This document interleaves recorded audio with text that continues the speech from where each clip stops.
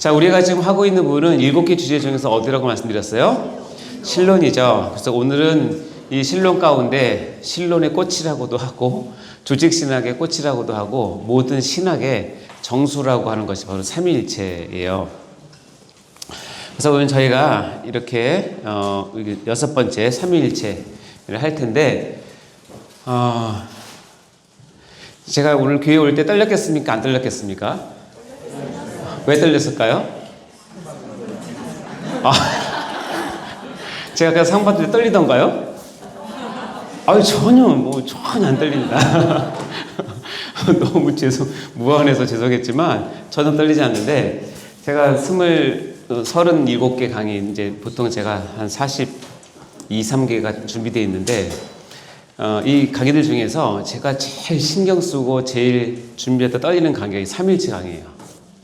3일체 강의. 3일체 강의는 지금 우리 2026년 여기서 제가 3일체 여러분 가르치는 것 자체가 저한테 큰 무한한 영광이죠. 하나님을 가르치는 것 자체는 저한테 큰 영광입니다. 여러분도 하나님을 이렇게 제대로 배운다고 하는 것은 큰 행운이자 복이에요. 진짜 그렇습니다. 제가 만약에 태어나기를 AD 200년, 300년 전에 태어나서 제가 하나님께 부름받아서 강의를 하다가 3일체 강의를 제가 하게 됐어요. 근데 내가 만약에 말 실수를 했어요. 근데 그거 듣고 있던 사람이 그거를 찝어서 저를 고소를 하잖아요. 그러면 신학 논쟁이 붙어요. 거기서 만약 제가 지면 어떻게 되는 줄 아세요? 이단으로 정죄돼서 죽어요. 그러니까 3일체는 정말 무섭다기보다는 두려운 존재인데 제가 신학을 보면서 하나님께 참 감사한 것 중에 하나는 삼위일체에 대한 이 신학은 결국 삼위일체 때문에 신학이 발전했다고 보면 거의 맞는데 하나님께서 하나님의 귀한 이 성경 교사들, 신학 박사들 또 교수들을 통해서 이 삼위일체의 이 귀한 이 신학의 정수를 잘 보존해 오셨어요. 다른 분야와는 달리 삼위일체는 정말 아주 정확하고 칼같이 말씀에 맞추어서 보존을 해온 것이 얼마나 큰 감사인지 몰라요. 그래서 이 삼위일체는 제가 준비할 때마다 아침부터 조금 떨리고 이 자리에 설 때마다 상당히 떨립니다. 왜냐하면 감히 제가 제 입에서 제 머리로 하나님을 좀 안다고 이렇게 가르치는 것 자체가 너무 황송하긴 하지만 그러나 이게 명령이니까 또 잘 가르쳐야 하고 내가 또 혹시 오해해서 잘못 가르치지 않나 걱정도 되고 옛날 같으면 잘못 가르치면 진짜 내 목숨 걸고 해야 될 건데 혹시 제가 잘못 가르치더라도 용서해 주실 거죠? 저한테 뭐 돌을 던지거나 그럴 필요 없을 거 아니에요? 근데 이거 카메라가 그래서 삼위일체는 굉장히 두려운 주제이기도 하지만 너무너무 중요해요. 여러분 하지만 우리 신론은 크게 두 가지 파트로 나눠요. 여기 빨간색으로 표시된 파트가 있고 이제 다음 시간부터 파란색으로 표시된 파트가 있는데 빨간색 표시된 파트는 하나님 그 자체에 대해서 배우는 것이고 그 하나님께서 이제는 어떤 일을 하시는지 배우는 것이 이제 이거거든요. 그거를 이제 좀 정리를 하자면 이렇습니다. 신론 자체를 크게 두 파트, 하나님의 하나님 되심 자체를 공부하는 것과 그다음에 하나님의 그 하나님께서 일하심을 공부하는 것이 있어요. 그래서 우리가 하나님 되심을 우리가 하나님의 본질 배웠고 이름, 속성 지난번에 배웠죠. 이 속성에서 우리가 지난번에 비공유적 속성, 공유적 속성을 배웠고 그 중간에 뭐가 있어요? 오늘 배우는 삼위일체가 있어요. 이 삼위일체를 통해서 하나님의 하나님 되심의 최정점을 찍게 되고요. 이제 다음 시간부터는 하나님께서 이제 사역 일을 하시는데 크게 세 가지. 하나님은 계획하시고 창조하시고 섭리하셔요. 이거 어떻게 외우느냐? 외울 거 없어요. 하나님은 미리 마음에 정하신 것을 뜻하기 위해서 창조해 놓으시고 창조하신 것을 정하신 뜻까지 갈 때까지 섭리하신다고 생각하시면 돼요. 이것이 하나님의 계획, 창조, 섭리예요. 그 하나님의 계획에는 우리가 잘 아는 하나님의 작정과 예정이 있어요. 그래서 다음 시간에는 또 예정론을 배우게 돼요. 아주 굉장히 중요한 특히 개혁주의, 칼빈주의에서는 이 예정론을 굉장히 중요하게 취급을 하는데 작정과 예정을 배우게 되고 이 예정 안에는 선택과 유기라는 것이 있습니다. 제가 여기 단어를 설명드리는 이유가 뭐냐면 이런 단어들 자체가 여러분이 잘 안 쓰는 단어들이긴 한데 여러분이 성경을 이해하고 하나님의 뜻을 이해하기 위해서는 이 단어들에 대한 정확한 개념이 있으면 목사님 말씀하실 때 저게 무슨 뜻인지 여러분이 책을 읽을 때 성경을 볼 때 쭉 볼 수 있는 눈을 열어주니까 좋죠. 예정에는 선택과 유기가 있습니다. 그리고 창조하시고 그것을 이제 섭리. 섭리는 세 가지가 있는데 보존하시고 협력하시고 통치하신다. 이걸 이제 다음 2시간에 걸쳐서 배웁니다. 그래서 신론의 전반적인 흐름을 아시겠죠? 그렇죠? 오늘은 그래서 하나님의 하나님 되신 중에서 최고봉인 삼위일체에 대해서 오늘 배우도록 하겠습니다.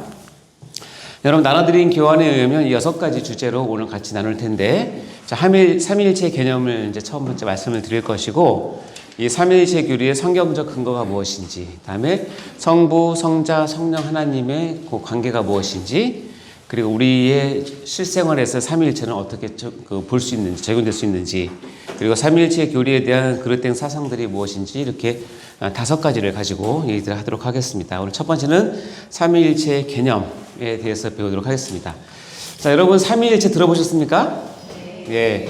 교회에 나오신 분 중에서 삼위일체 안 들어보신 분은 거의 없으실 거예요. 근데 이제 삼위일체 뭐예요? 라고 물어보면 제대로 대답할 수 있는 사람도 거의 없어요.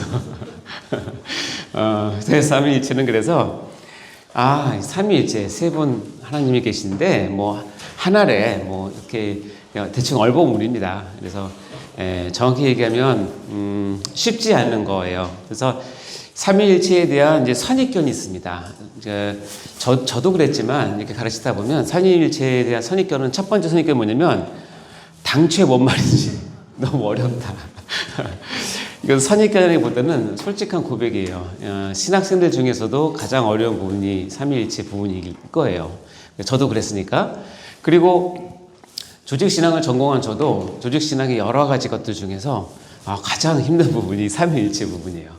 왜냐하면 삼위일체는 하나님께서 하나님 되심을 우리에게 계시하신 것 가운데 지금 정점에 있고, 이 삼위일체를 이해하면 교회사를 이해하게 돼요. 교회가 어떻게 이 진리를 지키기 위해서 투쟁하고 애써왔는지 이해할 수 있는 삼위일체거든요. 그러니까 당초 어렵단 말이 사실인 것 같아요. 저를 가르쳤던 멘토 목사님께서 이 부분을 가르칠 때 우리 목사님, 저 가르쳤던 목사님은 총신대를 나오셨는데 이 삼위일체 가르치면서 삼위일체 자기들이 이제 신학교 배울 때 삼위일체 이 부분에 별명이 있었는데 뭐냐면 묻지도 말고 따지지도 말고 배우라고. 그 교수님이 들어와서 한 2시간 내내 삼위일체를 막 설명했는데 딱 끝났는데 갑자기 정적. 교수님도 자기가 뭔 말인지 모르고 학생들도 뭔 말인지도 모르고, 그러니까 학생이 손을 들어서 뭐 물어봤어요. 그러니까 교수님이 묻지 말고 따지지 말고 그냥 외워 믿어. 그러니까 어려운 건 사실이에요. 어려운 건 정말 사실이기도 해요.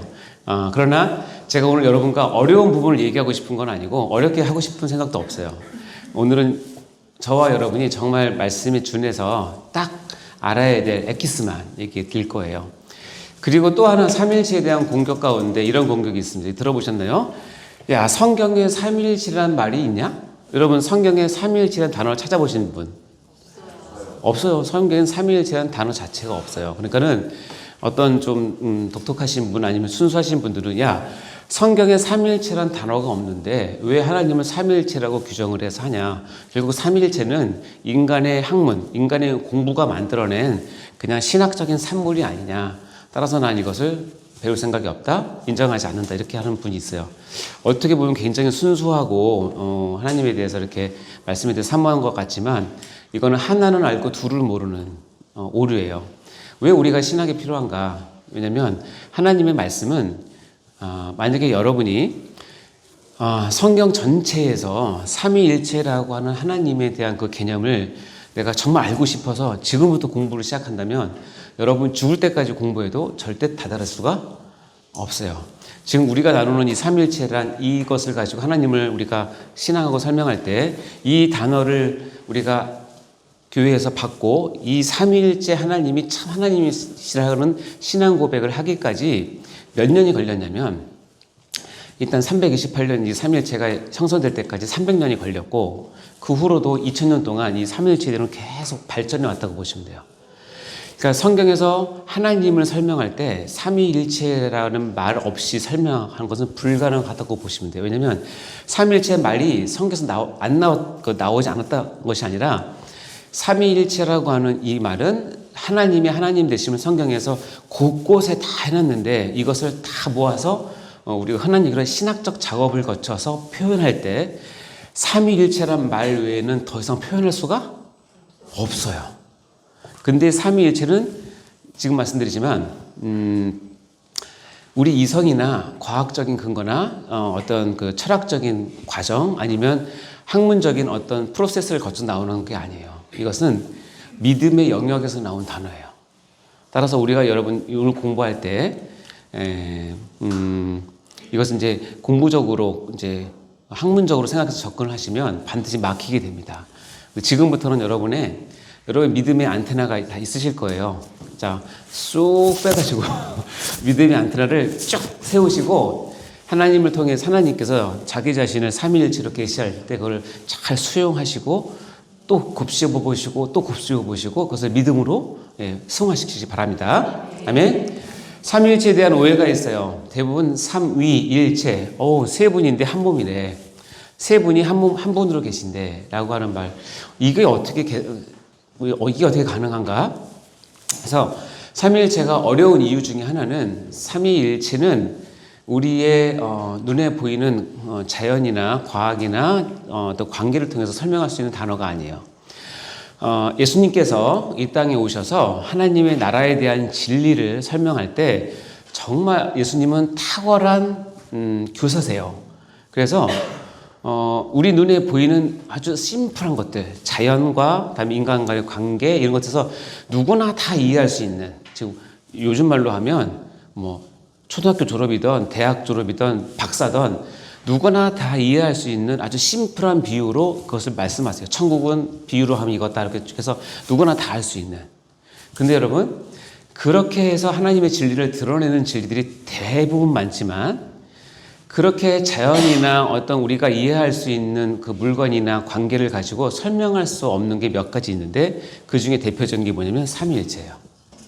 그래서 이제 여러분이 아마도 삼위일체가 궁금해서 유튜브나 어떤 다른 데 찾아봤을지 모르겠는데 대부분 우리 눈에 보이는 뭐 꽃과 나무와 해와 달과 별과 이런 것들을 통해서 삼위일체 설명하고자 하는 게 굉장히 많아요. 근데 여기서 딱 단정 짓고 얘기한다면 하나님을 삼위일체로 설명을 할 때 우리가 접할 수 있는 자연이나 우리가 알 수 있는 관계나 우리가 알 수 있는 어떤 물질이나 이런 걸로 설명하는 모든 설명은 다 틀렸어요. 아시겠죠? 이거 전제로 제가 선포하고 합니다. 왜냐하면 그렇게 설명될 하나님이 아니세요. 하나님은 온 우주를 창조하신 분이기 때문에 모든 만물에 자기의 신성을 주셔서 그것을 통해서 하나님을 우리가 알 수 있는 길은 열어주셨지만 하나님 자신을 만물이나 자연이나 이런 거에 담아서 거기에 딱 맞는 설명을 할 수 있게끔 만드신 분이 아니에요. 그래서 대부분 이런 오해를 하게 됩니다. 제가 보시면 삼위일체를 이제 많은 사람 나무로 설명을 합니다. 그래서 이 나무의 든든한 뿌리는 성부 하나님 같다. 뿌리니까 여기에 쫙 타고 올라온 것은 줄기는 성자 하나님이다. 그리고 이 줄기에서 쫙 장가지 쳐가지고 열매 맺게 하시는 성령의 열매를 맺는 것은 성령 하나님이다. 그래서 나무는 하나지만 뿌리와 줄기와 가지의 역할이 다 다르듯이 이렇게 뿌리는 성부, 줄기는 성자, 가지는 성령 하나님 이렇게 설명을 하면 우리는 이해하기 쉬울 것 같은데 이게 신학적으로 들어가면 금방 아니라는 것이 밝혀지요. 그러니까 이거는 절대 아니다. 아시겠죠? 네. 이럴 때 아멘 하시면 안 되는 거 아시죠? 자, 또 사람으로 비유하기도 합니다. 제가 조기 축제 때 찍은 사진인데 괜찮습니까? 비웃으시네. 사진 바꾸겠습니다. 그래서 사람으로 비교하는데 머리는 모든 둘에는 컨트롤은 타워이기 때문에 성부 하나님이시다. 그리고 이 머리에서 내려오는 모든 메시지와 명령이 몸통을 타고 가니까 성자 하나님이시고 결국 활동하시는 팔다리는 성령 하나님이시다. 그래서 사람으로 설명하기도 해요. 뭐 이렇게 혹시 여러분이 이제 다른 교회나 다른 작은 교회에서 이제 목사님 설명을 이렇게 들었으면 잊어버리세요. 그럼 목사님이라고 다 아는 건 아니실 수 있어요. 실수할 수 있거든요. 이렇게 설명하면 안 된다. 아시죠? 네. 또 가장 많이 그럴듯한 설명 중에 하나가 이거 물로 설명하는 거예요. 예, 물은 여러분 어떤 형태든지 물은 화학 기호는 뭐예요? H2O예요. 이것은 본질은 안 변해요. 본질은 H2O인데 물이 0도씨에서 99도씨까지는 뭘로 존재하죠? 액체로 존재해요. 처음 하셨어요? 만약에 물이 그 환경이 영하로 떨어지면 이 액체가 뭘로 존재하죠? 얼음으로 존재해요. 고체로 존재하죠. 근데 100도씨가 넘으면 어떻게 되죠? 수증기가 돼서 기체로 존재하죠. 근데 물이나 얼음이나 수증기는 형태는 다르지만 본질은 뭐예요? H2O예요. 원해가 되죠. 근데 이것도 대표적인 양토론적 설명이에요. 설명할 수가 없어요. 그럴듯하지만 이것은 이단적인 설명이에요. 그래서 이렇게 우리가 이해하는 경우도 많이 있고요. 또 하나 이제 잘 많이 쓰는 것 중에 하나가 이겁니다. 이 누구십니까? 네. 이재훈이라는 한 인간이에요. 저 모르시겠어요? 한 놈이에요. 이재훈이라는 사람이 다관연세내과에 제가 앉아 있으면 뭐죠? 의사죠. 여기 와서 설교를 강의하면 뭐죠? 목사죠. 그럼 제가 집에 가면 뭐가 되죠? 아빠가 되죠. 이재훈은 한 사람이에요. 그렇죠? 근데 이재훈이 처한 조건과 환경과 지위나 위치에 따라서 때로는 의사로 불려지기도 하고, 때로는 어떻게 해요? 목사로 불려지기도 하고, 때로는 어떻게 해요? 아빠로 불려지기도 한다. 아, 삼일체 하나님이 하나님은 한 분이시지만 어떻게 해요? 그 상황과 조건에 따라서 어느 때는 성부로, 어떤 때는 성자로, 어떤 때는 성령으로 불려주시나 보다. 이렇게 이해하는 사람들이 지금까지 굉장히 많았어요. 그래서 대표적으로 그런 분들의 얘기는 뭐냐면, 구약의 하나님은 성부시대의 하나님이다. 그분이 하나님의 계획 따라 신약시대의 복음서에는 성자 하나님으로 오셨다. 그리고 그분이 가신 후에는 교회의 시대를 여시면서 이제 뭘로 오신다? 성령 하나님으로 오신다. 들어보셨습니까? 이런 설명? 이거는 이단이에요. 이렇게 설명하시면 안 돼요. 대표적으로 틀린 거예요. 왜냐하면 성부, 성자, 성령 하나님은 영원 전부터 성부, 성자, 성령이셨고, 이 지구가 시작되면서도 성부, 성자, 성령이셨고, 앞으로도 영원히 성부, 성자, 성령 삼위일체 하나님이세요. 그렇기 때문에 이렇게 설명한 것이 대표적으로 삼위일체를 잘못 이해한 이단들이 갖고 있는 설명들이에요.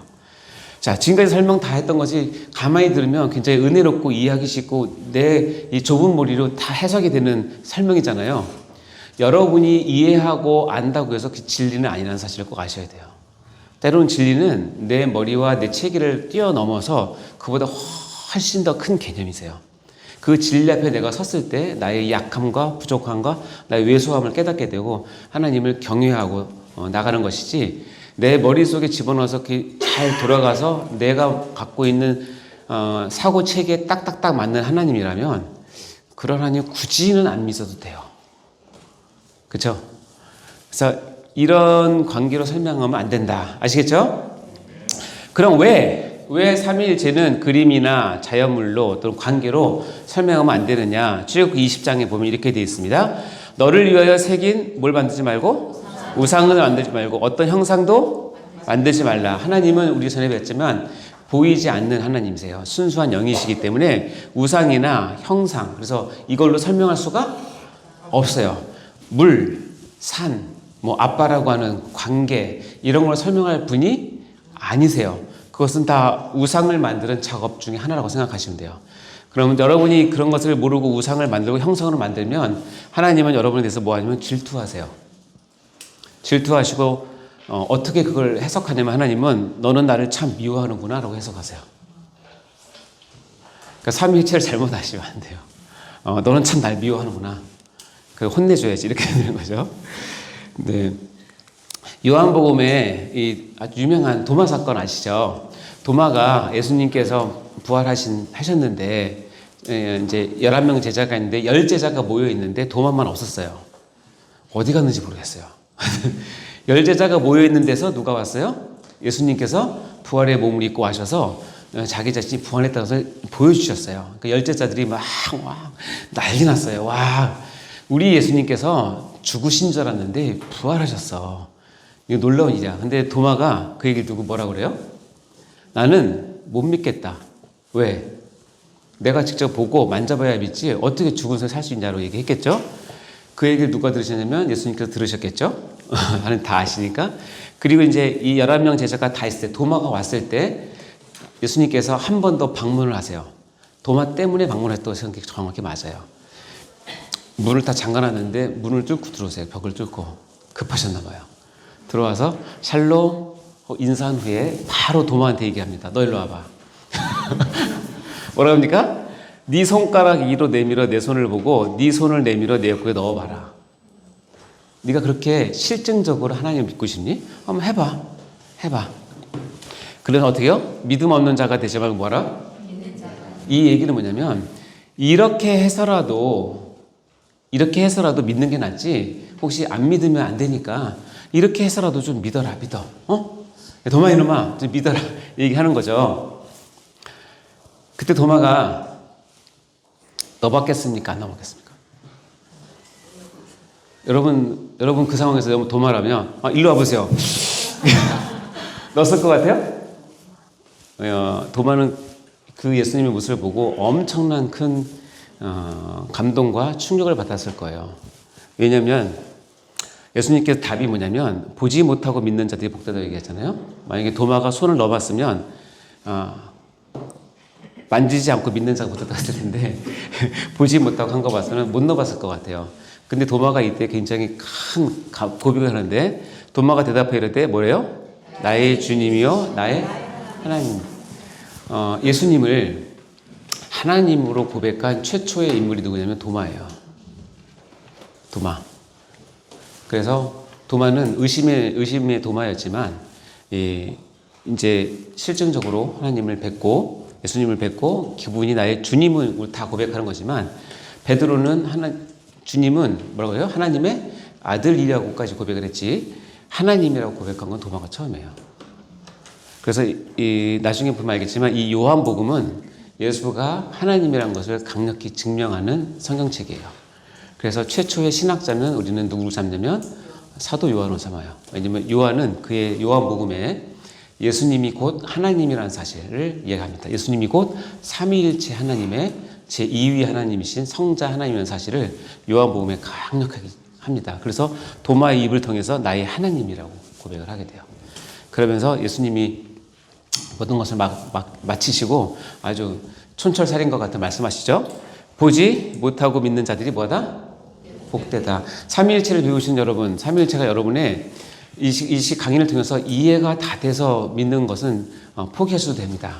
제가 요구한 건 뭐냐면 이런 것을 배울 때 때로는 우리가 과학적으로 학문적으로 접근해서 더 깊이 배울 수 있는 귀한 공부도 많지만 삼위일체는 그렇게 하시면 안 되고 지금부터 같이 나누는 모든 대답은 여러분이 믿음을 활 여시고 하나님께 초점을 맞추시고 하나님께서 여러분에게 말씀하시고 조명하시는 대로 받으시기 바래요. 아멘? 굉장히 중요합니다. 이것이 해결되지 않으면 여러분 여기서 배우는 것이 그냥 또 지식으로 지나갈 가능성이 많아요.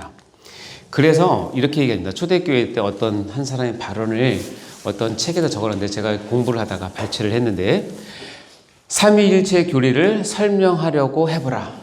그러면 내 정신을 잃어버리게 될 것이다. 그러니까 뭐냐면 여러분 삼위일체 교리를 여러분이 알고 있는 모든 학문적인 과학적인 그리고 여러분 체험적인 것을 통해서 설명하려고 해보면 여러분 정신을 잃게 된다. 한마디로 여러분 머리 터진다. 설명할 수가 없다. 그러면 삼일체는 그냥 묻지마 신앙인가 보다. 안 물어야겠네. 그러면 또 안 돼요. 밑에 뭐예요? 어떻게? 읽어볼까요? 시작. 그러나 삼일체 교리를 부인하려고 해보라. 그러면 내 영혼을 잃어버리게 될 것이다. 삼일체 교리가 어렵다고 하니 그냥 모르는 척하고 넘어가고 안 배워야겠다라고 하시면 삼위일체가 주는 엄청난 영혼의 유익을 여러분 못 받게 된다는 뜻이에요. 도대체 어떻게 하라는 얘기예요? 도대체 설명하라는 거예요? 부인하라는 거예요? 그러니까 제가 드린 말씀처럼 삼위일체는 여러분의 머리가 아니라 이성이 아니라 여러분의 믿음으로 여러분 이제 지금부터 수납을 하시면 됩니다. 이 시간 제가 15초 동안 기회를 드릴 테니까 여러분 안에 계신 내주하는 성령님께 간절히 구하세요. 성령님, 제가 오늘 삼위일체를 배우는데 이것이 믿음을 통해서 나의 하나님으로 완벽하게 이해되고 완벽하게 믿음이 되고 완벽하게 하나님을 알 수 있게 해달라고 우리 성령 하나님께 부탁하는 기도를 15초 동안 우리 다 같이 드리도록 하겠습니다. 하나님 아버지 감사합니다. 이 시간 제가 삼위일체까지 배울 텐데 주 성령님께서 이 말씀을 깨닫게 하시고 알게 하시고 한 사람 한 사람 모두가 이 말씀을 놓치지 않고 온전히 깨달아 삼위일체 하나님의 어떤 분이신지를 깊이 알 수 있도록 축복하여 주시옵소서. 축복하여 주시옵소서. 예수 믿습니다. 감사드립니다. 예수님 이름으로 간절히 드립니다. 아멘. 자, 우리가 성령님께 의탁을 했으니 이제 들어가 보도록 할까요? 이제 삼위일체 개념부터 설명을 드리겠습니다. 삼위일체, 삼위는 뭐냐면 세 개의 위격이라는 뜻이에요. 위는 어떤 뜻이냐면 자리란 뜻이에요. 근데 이 삼위, 위자라는 단어는 우리처럼 평범한 사람들을 위라고 부르지 않고 예로부터 위는 누구 쓰냐면 왕이라든가 고관 대작, 뭐 정승 이런 귀족들을 부를 때 그분의 자리를 표현할 때 뭐라고 한다? 위를 써요. 그러니까 삼위는 뭐냐면 세 인격의 고귀한 위격이 계시는구나. 고귀한 자리에 있는 분이 계시구나. 뜻이에요. 자, 삼위는 우리가 다 아시겠지만 누구예요? 성부 하나님, 성자 하나님, 성령 하나님을 우리가 삼위로 불러요. 세 분의 고귀하신 분, 세 분의 높으신 분. 근데 이제 여기까지는 뭐 어렵지 않아요. 근데 그 다음에 뭐냐면 일체예요, 일체. 일체를 오해해서 삼위일체가 어려운 거예요. 근데 여러분 체자가 무슨 체자예요? 몸체요. 근데 우리가 지금 오해하고 있는 이유는 뭐냐면 이 체자를 신자로 착각해서 그래요. 이 신자는 무슨 신자예요? 몸신이에요. 몸체, 몸신 뭐가 달라요? 우리는 이 감이 없어요. 왜냐면 우리가 한문 세대에 있는 분들이 있겠지만 그렇다고 한문을 전공으로 쓰는 것이 아니기 때문에. 근데 저를 가르쳤던 목사님은 중국어를 전공하셨고 중국 선교사를 몇십 년 갔다 오셨기 때문에 이거를 분명하게 얘기해서 제가 확실하게 알았어요. 체는 몸체이기도 하지만 신과는 다르다는 의미예요. 우리가 한 사람, 한 개인의 몸을 뜻할 때는 체를 안 쓰고 뭘 쓰냐면 신을 써요. 그러니까 우리가 하나님을 오해하는 거 뭐냐면 삼위일신으로 오해하는 거예요. 세 분의 하나님이 각각 어떤 독특한 뭐가 있는데 이게 어떻게 하나 되지? 하고 하나의 틀에다가 우겨넣다 보니까 이게 이해가 안 되는 거예요. 그 일체, 체자가 뭐냐? 여러분도 흔히 쓰는 말 가운데 아주 잘하는 말이 있어요. 제가 지금 설명한 걸 뉘앙스를 받으시면 돼요. 이해하려고 하지 마시고. 여러분 부부, 일심, 동체 들어보셨습니까? 네. 뜻이 뭐예요? 부부는 한 마음, 한 몸이다. 자, 부부, 일심, 동체이기 때문에 여러분 결혼해서 1년 동안 부부가 동체니까 손잡고 같이 다닙니까? 24시간? 생각만 해도 끔찍하죠. 근데 부부 일심 동체야라고 하면서 그렇게 생각하시는 분 계세요? 안 계시잖아요. 부부 일심 동체는 뉘앙스가 뭐예요? 부부가 서로 다른 관계 잘했지만 부부가 되면 입맛도 같아지고 생각도 같아지고 하다 보니 정치 성향도 같아지고 어떻게 점점 닮아간다. 이런 뜻 아니에요?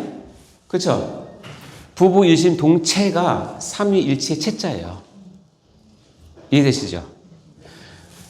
혼연일체 들어보셨습니까? 제가 어렸을 때 초등학교 이제 다닐 때 주일날 아침에 딱 텔레비를 켜면 명랑운동회를 했어요.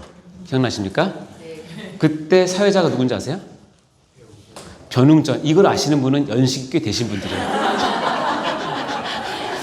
변웅전. 아주 유명한.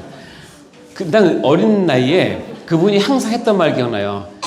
누구누구네 팀이 혼연일체가 되어서 뭐 했다고 그래요. 막 연예인들이 나와서 운동회를 하잖아요. 혼연일체. 그래서 2인 삼각을 하면 발 둘이 묶고 막 뛰는데 너무 착착 잘 뛰면 뭐 누구 팀은 혼연일체가 돼서 이 일체의 체자가 그 얘기예요. 어느 한 팀이 혼연일체가 됐다고 하면 그 게임하는 동안에 한 마음이 돼서 한 몸처럼 움직여서 게임을 잘했다는 뜻이죠. 근데 어느 팀이 혼연일체가 됐는데 게임 끝나도 발 묶고 집에 퇴근해요? 이게 말이 안 되잖아요?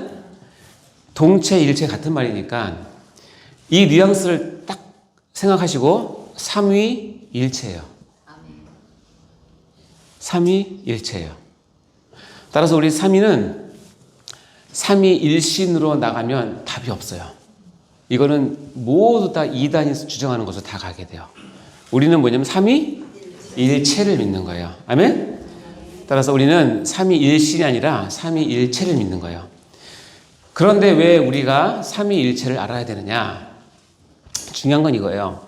삼위일체가 얼마나 중요한지 하나님은 이거를 성경 곳곳에다가 숨겨놨어요. 그래서 2000년 동안 그거를 다 파헤쳐서 신학자들이 옛날 같으면 자기 목숨을 걸고 이 삼위일체를 완성을 했어요. 그리고 여러분께 선물로 줬어요. 이유는 뭐냐? 왜 반드시 알아야 되는가? 요한복음 17장 22절 시작. 내게 영광을 내가 그들에게 주었사오니 이는 우리가 하나가 된 것 같이 그들도 하나가 되게 하려 합니다. 여기 보면 여러분 성경을 읽을 때 필사도 하시고 또 여러 가지 하실 때 제가 강조하는 거 뭐냐면 이 가치라는 단어가 나오면 꼭 동그라미 치시고 앞뒤를 항상 읽어보세요. 여기에는 엄청난 비밀이 있고 성경을 해석하는 눈이 있고 하나님의 마음을 알 수 있는 거 있어요. 자, 가치예요. 우리가 하나가 된 것. 이게 뭐냐면 성삼위 하나님이 하나인 것 같이 이꼴 똑같이 뭐요? 그들은 누구냐면 제자고 1차적으로 제자고 더 넓게 표현하면 교회예요. 교회가 뭐가 되게 하는 거예요? 하나가 되는 거예요. 삼위일체 하나님께서 나를 삼위일체로 우리에게 계시하신 이유는 하나님이 누구신지에 대한 하나님에 대한 본 모습을 원래 하나님의 모습을 우리에게 알려주는 것도 있지만 지금 시대에 우리에게 중요한 건 뭐냐면 삼위일체 하나님이 하나님을 우리에게 계시한 이유 중에 가장 큰 이유 중에 하나는 뭐냐면 교회의 하나됨이에요. 삼위일체가 이해가 안 되면 교회의 하나됨이 이해가 되지 않아요. 신론은 신론에서 끝나는 것이 아니에요. 신론은 어디로 가야 되냐면 반드시 교회론으로 가게 돼요. 그래서 제가 늘 얘기하지만 교회론이 가장 중요한 이유는 뭐냐면 제가 교회론이 중요하다고 하니까 어떤 분들은 앞에 서론, 신론, 인권론, 기독론 다 빼먹고 교회론만 나와서 배우려고 그래요. 그러면 교회론 나와서 배울 때 그분들 항상 하는 얘기가 뭐냐면 이해가 안 된다? 하나님 너무하신다? 어떻게 이렇게 우리한테 요구할 수 있지? 그 이유는 뭐냐면 교회론에서 나오는 모든 것은 이 앞에서 다 언급돼서 나와요. 이 앞에 있는 것이 여러분이 됐을 때 교회론이 여러분의 것이 돼요. 따라서 여기 보면 교회의 하나됨은 얼마나 중요하냐면 삼위일체 하나님을 인정하는 거예요. 아멘 하실 거예요? 아멘? 따라서 여러분이 교회 생활을 하다가 그런 일이 없어야겠지만 교회의 분열과 관계된 자리에 절대 가시면 안 돼요. 절대 그런 편에 드시면 안 돼요. 그게 뭐냐면 삼위일체 하나님을 찢는 행위라고 생각하시면 돼요. 하나님 용서하지 않으세요. 따라서 교회의 하나됨은 내가 믿는 하나님은 성삼위 하나님임을 고백하는 중요한 행위예요. 신앙의 표현이에요. 아멘? 그래서 고린도전서 1장 11절 12절에 보면 이렇게 되어 있습니다. 고린도전서가 분열이 심했던 교회로 유명하잖아요. 내 형제들아 글로의 지편으로 너에게 대한 말이 내게 들리니 곧 너희 가운데 뭐가 있다? 분쟁이 있다는 것이다. 내가 이것을 말하거니와 너희가 각각 이르되 나는 바울파, 너는 아볼로파, 나는 게바가 누구예요? 베드로. 나는 베드로파. 나는 바울이 정말 이방인의 사도로 우리를 해주고 고린도 교회를 세웠기 때문에 나는 바울파야. 네, 그랬더니 아볼로에게 아볼로는 탁월한 성경 공부, 성경학자거든요. 그러니까 아볼로에게 성경 공부한 사람들은 거기에 감동받은 사람은 뭔 소리야? 나는 아볼로파야. 그러니까 어떤 사람이 뭔 소리냐?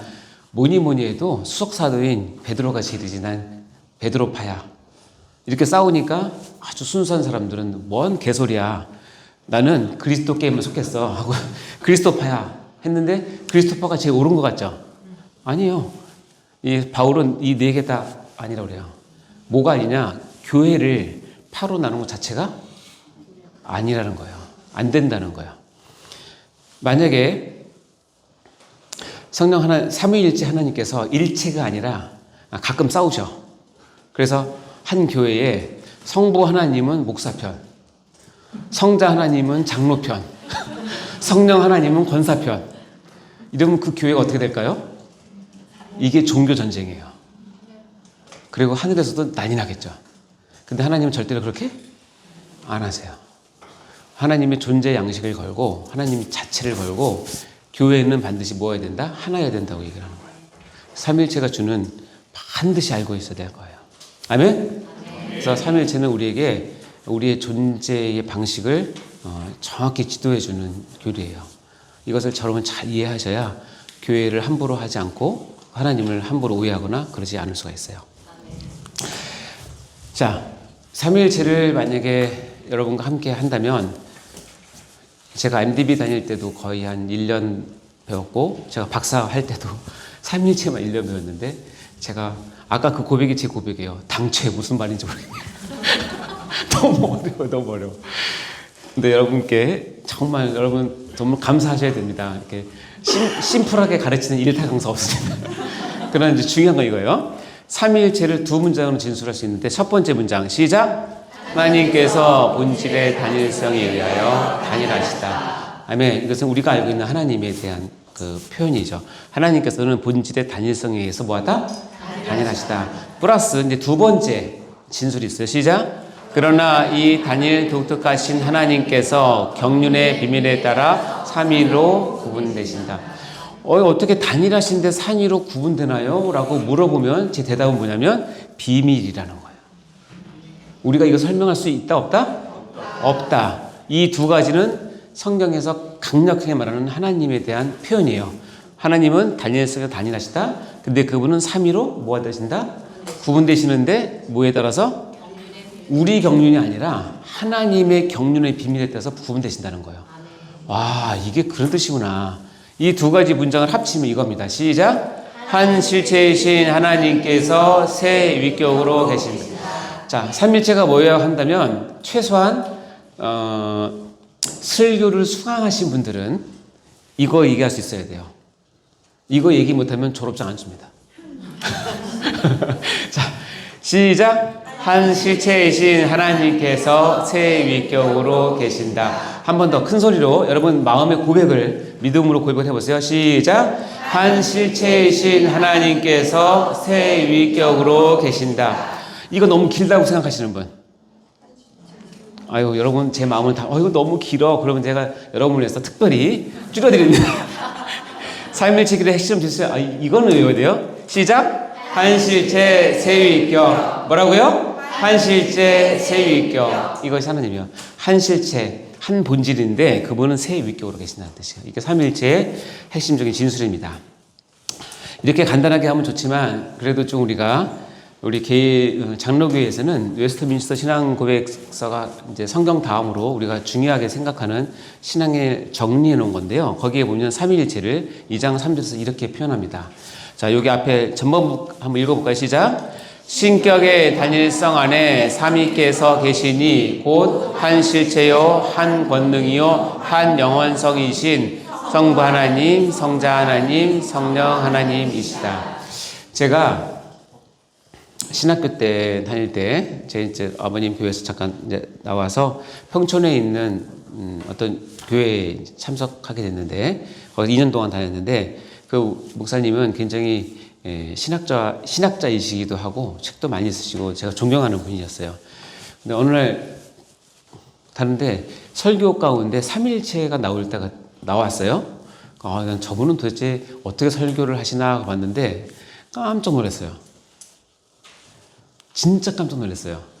뭐라 하냐면 그분이 설교를 삼위일체에 대해서 설명하는데 내가 신학교 때 배웠던 그거 그대로예요. 단어도 안 바꾸고 그래서 내가 주위를 돌아봤다니까 도대체 성도는 이거 알아듣나 못 알아듣나.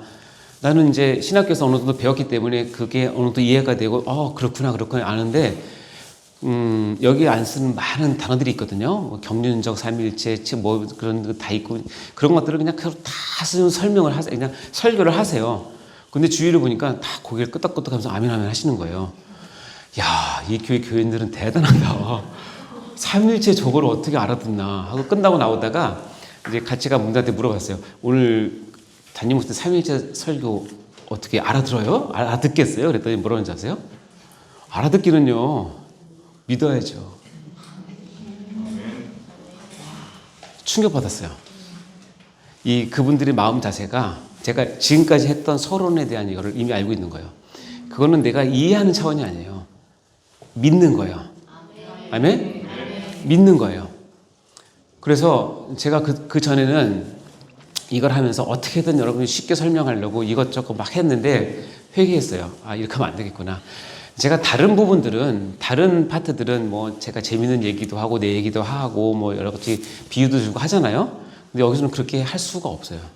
왜냐면 웨스터민스터 신앙 고백에서 나오는 요 구절에서 여러분 한 단어도 실은 틀리면 안 돼요. 이 한 단어가 엄청난 신학적인 과제를 통해서 뽑아낸 단어들이에요. 신격의 단일성 안에 삼위께서 계시니 한 실체요 한 권능이요 한 영원성이신 성부 성자 성령 하나님이시다. 이거는 이게 선언인데 이것은 성경에서 뽑아낸 엑기스적인 단어이기 때문에 여기서 하나라도 바꾸거나 치환하면 안 돼요. 그러면서 이제 성부 성자 성령 하나님을 딱 해놓고 이 세 분을 설명하는 거예요. 어떻게 설명하지? 궁금한데 이렇게 되어 있습니다. 여러분 마음의 문을 열고 믿음을 여시고 도대체 성부 성자 성령 하나님 어떻게 설명하는지 보세요. 시작. 성부께서는 그 누구에게서 기원하지 않고 아무에게서 나시지 않았으며 또 나오시지도 않는다. 성자께서는 영원히 성부에게서 나셨다. 성령께서는 영원히 성부와 성자에게서 나오신다. 이게 웨스터민스터 신앙고백서의 삼위일체에 대한 설명이에요. 이거를 목사님 쉽게 설명해 주세요. 제가 할 수가 없어요. 있는 그대로 여러분 읽으시고 있는 그대로 느끼시고 잘 모르겠으면 여러분 집에 설거지 앞에다 붙여놓으시고 냉장고 앞에다 붙여놓으시고 테레비 앞에다 테레비 앞에 붙이면 못 보는구나. 이렇게 붙여놓으시고 여러분 읽으세요. 어느 순간에 확 다가옵니다. 그래서 성부 성자 성령 하나님은 이렇게 우리가 설명한다. 자, 지금까지는 이제 삼위일체에 대한 어떤 신학적인 얘기인데, 근데 이제부터 하는 삼위일체 교리에 대한 성경적 증거는 오히려 이거부터는 좀 쉬워요. 왜냐면 저는 신학적으로 여러분이 설명을 하는 것보다는 성경 안에서의 증거를 갖고 설명하면 여러분이 훨씬 더 이해하기 쉽다는 걸 깨닫게 됐어요. 왜냐면 우리 평신도 분들은 신학을 하는 것이 아니라 성경 자체를 통해서 하나님 아는 게 중요하기 때문에 자, 삼위일체 교리의 성경 증거는 네 가지가 있어요. 복수로 표현한다는 것과 구약에서의 성자 하나님, 구약에서의 성령 하나님, 신약의 근거가 있는데 하나씩 볼까요? 자, 창세기 1장 26절에 보면 이렇게 되어 있습니다. 읽어볼까요? 2절 시작. 하나님이 이르시되 우리의 형상을 따라 우리의 모양대로 우리가 사람을 만들고 라고 되어 있죠. 자, 하나님이 이르시되 그러면 우리가 하나님을 한 분 유일하다고 생각하면 여기는 우리가 아니라 뭘로 받아야 돼요? 나의 형상, 나의 모양, 내가 사람을 만든다고 표현을 하셔야 되잖아요. 그렇게 해도 틀린 게 아니에요. 하나님은 유일하신 분이니까. 근데 굳이 창조를 설명함에 있어서 하나님이 이르신데 어떻게? 우리의 형상대로 어떻게? 우리의 모양대로 우리가. 그러면 여러분 이 문장을 여러분이 최소한 초등학교 나오셨죠? 예, 초등학교 나오신 분들은 하나님이 우리가 아는 단수는 아니구나 하는 걸 알 수 있잖아요. 일단 우리는 단수는 아니잖아요. 성경이 틀리든지, 그렇죠? 성경이 문법을 몰라서 틀렸든지. 근데 우리잖아, 우리. 이건 단수가 아니구나. 여기까지만 아시면 돼요, 여기서는. 그리고 나서 이제 창세기 1장 1절 여러분 잘 아시는 말씀 읽어볼까요? 시작. 태초에 하나님이 천지를 창조하시니라. 태초에 하나님은 우리 전에 뵀지만 엘로힘이에요. 하나님 자신을 계시할 때 가장 흔하게 엘로힘, 경외의 대상이자 능력 많으신 신이라는 뜻인 엘로힘이에요. 근데 엘로힘이나 이 단어는 독특해요. 뭐냐면 이 엘로힘이라는 이 단어는 히브리어 어상 복수예요. 우리 한글은 단수 복수가 똑같잖아요. 근데 영어는 어떻게 돼요? 단수가 있고 복수가 있죠. 헬라어랑 히브리어도 단수가 있고 복수가 있어요. 그러니까 딱 보면 이게 단수인지 복수인지 알 수 있는데 하나님은 뭘로 봤냐면 뭘로 쓰냐면 복수로 쓰였어요. 복수로. 여러분은 잘 모르겠지만 복수예요. 근데 재밌는 건 뭐냐면 문법상 히브리어나 헬라어나 영어는 이게 복수면 동사는 복수로 받아야 돼요. 그렇죠? 영어 공부 기본이잖아요. 근데 히브리어 본문에 보면 이거는 복수인데 이 창조하시냐는 동사는 단수예요. 그러니까 참 이상하죠. 복수로 썼는데 동사는 단수로 받아요. 이건 이제 신학자들의 가장 큰 건 뭐냐면 엘로힘이라는 것은 우리가 장엄복수라고 그래가지고 장엄복수는 뭐냐면 우리 인간이 상상할 수 있는 가장 큰 것을 표현할 때는 복수로 표현하고 받을 때는 동사는 단수로 받는 그 문법이 있어요. 그래서 그렇게 해서 했다라고 설명하는 게 대부분이고 또 하나는 뭐냐면 이 하나님이라고 하는 것에 삼위일체가 우리가 있다는 것을 안다면 어떻게 이것은 복수지만 그분은 일체이기 때문에 단수를 받는다고 설명을 해도 크게 틀리진 않아요. 그러니까 이 한 구절에 이미 하나님은 나는 뭐예요? 복수. 근데 단수. 어떻게 복수가 단수가 되지? 저도 몰라요. 이렇게 기록이 돼 있어요. 이해되시죠? 이게 신기한 거예요. 하나님은 창세기 1장 1절부터 자신을 삼위일체 하나님으로 강력하게 얘기하고 있는 거예요. 우리가 한글을 봐서 몰랐을 뿐이지. 자, 요한복음 1장 23절에 보면 이렇게 나옵니다. 자, 태초에 뭐가 계셨대요? 자, 말씀이 계셨어요? 말씀이 누가 있대요? 하나님과 함께 있대요. 말씀이 누구랑 있대요? 하나님과 있어요. 근데 요 앞에 나온 말씀이 곧 뭐래요? 뭐예요? 말씀이 하나님과 있는데 이 말씀이 뭐래요? 하나님이래요. 그럼 어떻게 해요? 말씀이라고 하는 하나님과 이 앞에 있는 하나님 두 분이 지금 어떻게 해요? 등장을 한 거죠. 함께 계셨으니라고 할 때 이 함께라는 말을 헬라어로 프로스라고 얘기하는데 프로스 뜻은 뭐냐면 눈 앞이라는 뜻이에요. 그러니까 페이스 투 페이스 얼굴과 얼굴을 맞대고 있었다. 태초에 말씀이라고 하는 하나님과 그 앞에 얼굴과 얼굴을 맞대고는 다른 하나님이 항상 어떻게 얼굴과 얼굴을 맞대고 두 분이 계셨다는 그게 이 선언이에요. 그래서 요한복음에 요한은 노랬잖아요. 최초의 신학자예요. 예수님이 하나님이심을 강력하게 증거를 하는 것이 요한복음이에요. 그가 태초에 누가 함께 있었대요? 하나님과 함께 계셨고 이 그는 이제 우리가 아는 말씀 로고스예요. 그 만물이 그로 말미암아 지은 바 되었고 지은 것이 하나도 그가 없이 된 것은 없어요. 그러니까 요 한 마리가 이 구절에 하나님이 최소한 둘 알 수 있겠죠? 그리고 그분은 태초에부터 계셨어요. 자, 그러면 이제 우리가 공부를 해봅시다. 하나님을 이야기해서 이거 반드시 이해하셔야 되는데 창세기 1장 1절에 뭐가 나와요? 태초에 하나님 천지를 창조해 나오셨죠? 요한복음에 어떻게? 태초에 말씀이 계시다 나왔죠?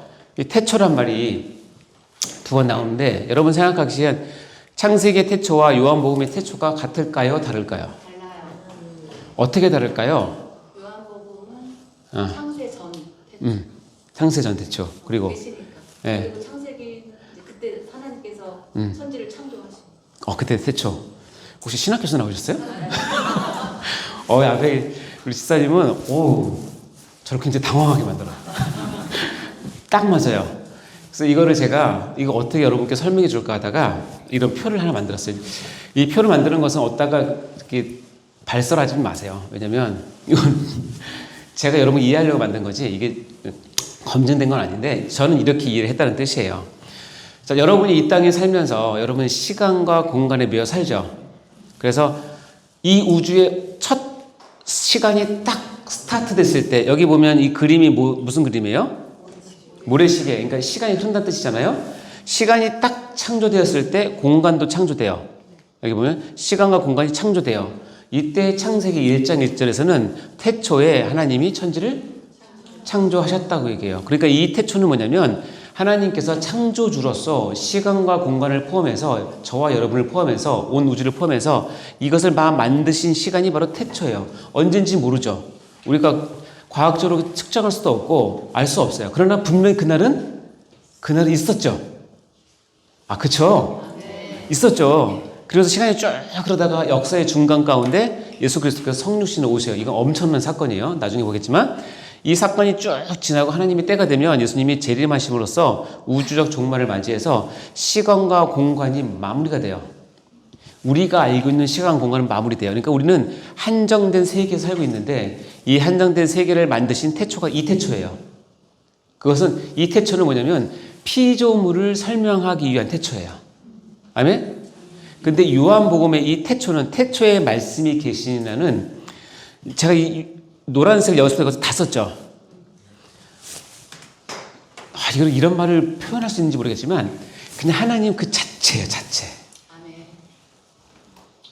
하나님 그 자체 가운데 우리 우주가 있는 것인데 하나님 그 자체를 설명할 때 우리 인간의 언어로 할 수 있는 최고가 뭐냐면 태초에 말씀이 계셨다는 거예요. 마이너스 무한대. 이게 언제인지 몰라요. 이거는 우리의 감각으로 알 수 없는데 중요한 건 뭐냐면 그냥 하나님이 계셨어요. 어떻게? 이제 나중에 알고 보니까 성부 하나님과 성자 하나님이 얼굴을 맞대고 계셨던 때가 있었어요. 그때는 언제인지 몰라요. 그 때라는 말을 붙이기도 너무 쑥스러워요. 그냥 그게 실존이에요. 그게 존재 자체예요. 그렇게 계시다가 하나님의 작전과 계획 가운데 우주를 창조하셨고 우주를 창조하신 후에 놀라운 사실 아십니까? 여러분을 사랑해서 저를 사랑해서 야 내가 재훈이랑 영원히 살고 싶으니까 야 재훈이를 구원해야겠다라는 계획을 하세요. 아멘. 언제 하신지 아십니까? 태초에 하시는 게 아니라 에베소서에 보면 이태초에 하세요. 이태초에 하나님이 성부 하나님과 성자 하나님이 앉아서 얘기하십니다. 야 너 재훈이 아냐? 야 나 재훈이 너무 사랑하는데 야 너 재훈이 위해서 좀 죽어줘야겠다. 네 제가 죽을게요. 성령 하나님 옆에서 그럼 재훈이가 때가 되면 내가 예수를 믿게 할게요. 이게 태초에 다 결정이 돼요. 이게 여러분이 어떻게 될지 모르겠어요. 나중에 구원론에 가면 배웁니다. 그리고 나서 나를 구원하기 위해서 하신 일이 뭐냐면 천지를 만들어버리는 거예요. 왜냐면 나는 물질이니까 와야 되니까. 천지를 만들어서 바로 안 태어나게 하시고 1968년에 태어나게 하십니다. 그리고 나이가 들통났네요. 만들게 하셨다가 1987년 1월 달에 내가 연세대학교 의대에 가면서 하나님을 찐하게 만나요. 저는 내가 그때 하나님을 고백할 때 하나님을 처음 날 알았다고 생각했는데 그게 아니었어요. 그 전부터 알았어요. 그럼 엄마 뱃속에서 날 알았구나 생각했는데 그게 아니었어요. 하나님은 이 태초 전에 아셨어요. 이게 구원이에요. 그 이 구원을 설명할 수 있는 건 뭐냐면 삼위일체 하나님이기 때문에 가능한 거예요. 그래서 이 태초는 처음부터 근원 자체예요. 그래서 이 노란색으로 표현한 이 모두가 우리가 알고 있는 세계가 아니라 하나님의 세계예요. 하나님의 세계 밖의 세계는 없습니다. 우주가 아무리 넓어도 그 하나님 세계를 우리가 삼위일체 하나님이라고 얘기하는 거예요. 아멘? 그래서 이 태초란 말에서 우리가 큰 교훈이라기보다는 힌트를 얻는 거죠. 삼위일체 하나님이 어떤 하나님이시라는 거. 여러분 그 하나님을 지금 상대하고 있는 것이고 그 하나님을 믿고 있는 것이고 그 하나님이 여러분이 아버지라고 고백하는 것이고 그 하나님이 여러분이 구원자라고 고백하시는 거예요. 이 점과 같은 점에서 이거 크게 여러분 보셔야 됩니다. 그래서 성경에 보면 곳곳에 하나님을 복수로 표현한대요. 여기 보면 요한복음 1장 14절 유명한 말씀 읽어볼까요? 시작. 말씀이 육신이 되어 우리 가운데 거하심에 우리가 그의 영광을 보니 아버지의 독생자의 영광이요 은혜와 진리가 충만하더라. 여기 보면 어떻게 돼요? 말씀이 육신이 됐다 그랬죠? 어떻게 해요? 아버지. 말씀이라고 하는 하나님과 아버지라는 하나님이 계시네. 이 말씀이라는 하나님은 또 다른 이름은 독생자네. 이거 알 수 있죠? 요한복음 3장 10절 너무 유명한 말씀 있죠? 하나님이 세상을 이처럼 사랑하사 누구를 주셨어요? 이 독생자가 누구예요? 예수죠. 하나님이라고 하는 분이 계시고 독생자 자격이 계신 하나님이 계시는구나. 이것을 알 수 있죠. 마태복음 1장 18절 예수 그리스도의 나심은 이러하니라 그의 어머니 마리아가 요셉과 약혼하고 동거하기 전에 어떻게 해요? 성령으로. 아까 성육신을 할 때 예수님께서 그냥 쑥 들어오신 게 아니라 예수님께서 이 땅에 우리 가운데 오실 때 결정적인 역할을 누가 하셨다? 성령께서 하셨다. 여기 보면 예수와 성령 이 두 하나님이 복수로 존재하는 것이죠. 이게 유명한 삼위일체 설명할 때 빠지지 않는 구절이 이 구절이에요. 신학자들이 가장 많이 애용하는 구절인데 예수님께서 이 땅에 오셔서 세례를 받습니다. 왜냐하면 세례를 안 받으셔도 되는 부분인데 그분은 겸손하셔서 그리고 하나님 사역을 해서 세례를 받게 되고 세례요한의 세례를 받을 때 그때 예수께서 갈릴리 나사렛으로 와서 요단강에서 요한에게 세례요한에게 뭘 받아요? 세례를 받고 물에서 올라오실 때 일어난 사건을 기록한 거예요. 하늘이 갈라짐과 성령이 비둘기같이 자기에게 내려오시는 보니까 우리가 하나님이 계시를 봤을 때 자기 현현을 할 때 어떤 특정한 물질이나 불이나 이런 걸 통해서 현현하시잖아요. 비둘기는 성령이 아니지만 비둘기 같이 어떻게 해요? 눈에 보이게 성령님께서 어떻게 해요? 성령님이시네 하고 누구나 다 알 수 있게 아시겠죠? 오셨죠?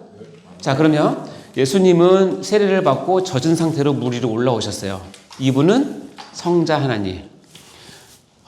지금 성령님께서 비둘기 같은 모양으로 내려오시네. 그 하나님은 성령 하나님. 자, 두 분 나오셨죠? 그때 하늘로부터 뭐가 났어요? 소리가 나서 너는 내 사랑하는 아들이라. 내가 너를 기뻐한다. 예수님을 내 사랑하는 아들이라고 할 수 있는 분은 누구예요? 성부 하나님. 그럼 이 구절에 성자, 성령, 성부가 다 출연하셨죠. 이 일체 하나님이 다 출연하는 장면은 많이 흔하지가 않아요. 그러니까 이 장면을 찍으려면 출연료가 많이 비싸겠죠. 유명하신 세 분이 다 나오셨으니까. 그래서 뭐 굳이 그림을 그리자면 이렇게 할 수 있겠죠. 이게 예수님이라면 성령 하나님이 비둘기처럼 보이고, 비둘기는 아니지만 여기서 빛이 나오면서 여기서 소리가 들리는 거죠. 야, 예수는 내 사랑하는 아들이야. 너희는 그의 말을 들어야 돼. 라고 삼위 하나님께서 다 보신 거죠. 자, 그러면 사람들이 얘기합니다. 아까 얘기했지만 구약은 성부 하나님 시대고 복음서에 와서야 예수님께서 성자 하나님으로 오셨고, 그 다음에 이제 교회 시대에는 성령 하나님 오셨다라고 얘기하는데 그렇지 않다는 것을 증명하는 거예요. 그럼 구약에서 성자 하나님은 누구신가? 여러 사건이 있는데 간략하게 설명하면,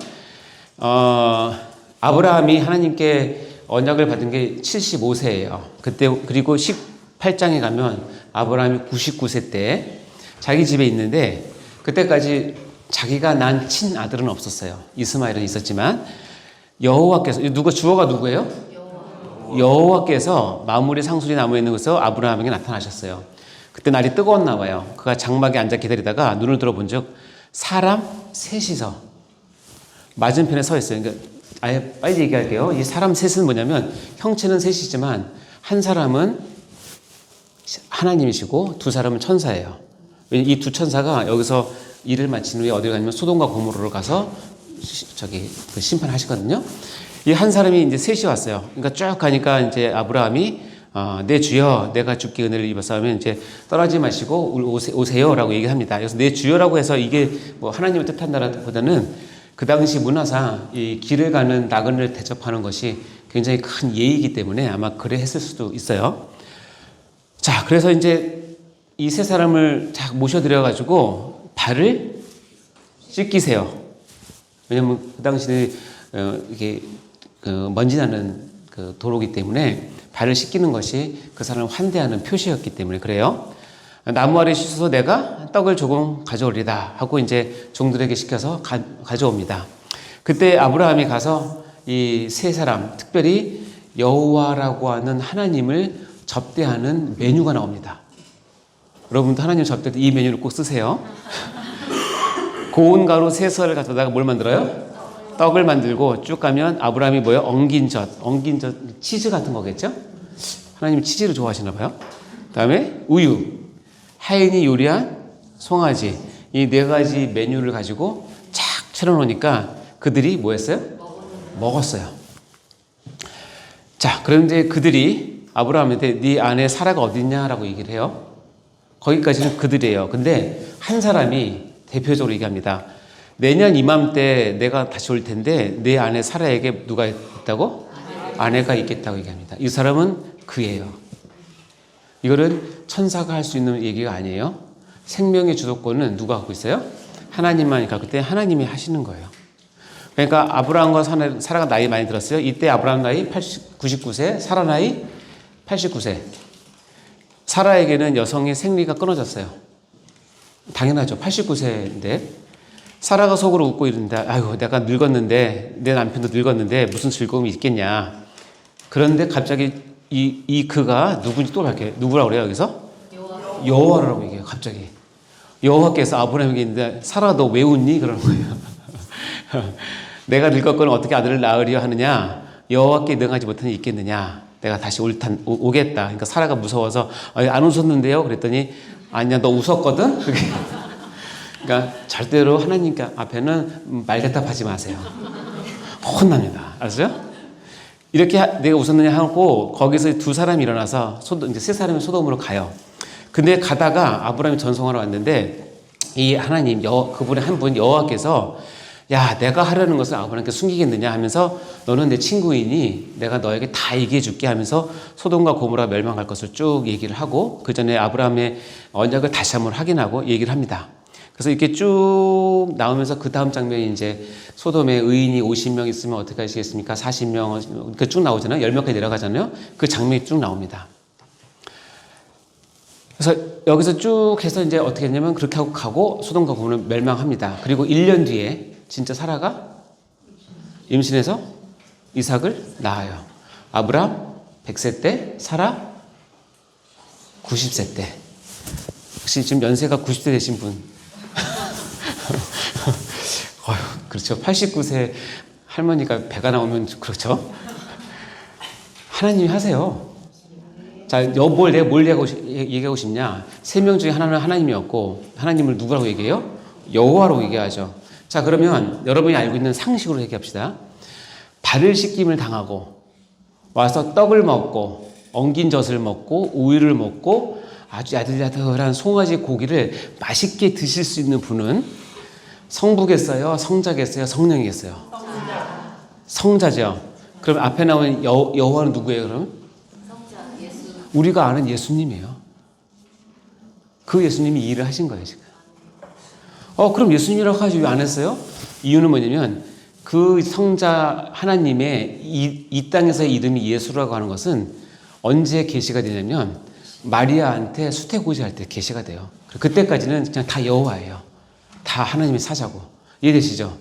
따라서 구약에서도 성자 하나님 예수님은 너무나 활동을 많이 하셨어요. 구약에 예수님이 없다고요? 그건 무식한 소리예요. 예수란 단어는 없어요. 그러나 신학적으로 보면 좀만 읽어보면 이분 예수님이라서 금방 알 수 있죠. 이해되시죠? 네. 자, 야곱이 야복강가에서 누구랑 씨름해요? 하나님과 씨름해요. 또는 천사라고 하기도 하고 여호와의 사자라고도 하는데 결론적으로 보면 자, 야곱의 이름을 누구라고 바꿔요?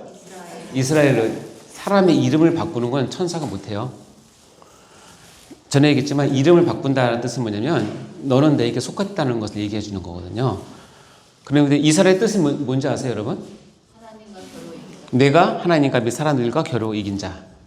자, 야곱이 힘이 세서 하나님을 이긴 것이 아니라 이 말 뜻은 뭐냐면 이스라엘은 뭐냐면 하나님이 우리에게 져준 자라는 뜻이에요.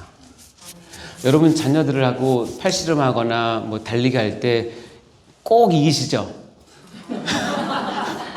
어떻게 하십니까? 져주죠. 아주 통쾌하게 져주죠. 아들이 웃을 때까지. 왜 그렇게 해요? 아들이니까.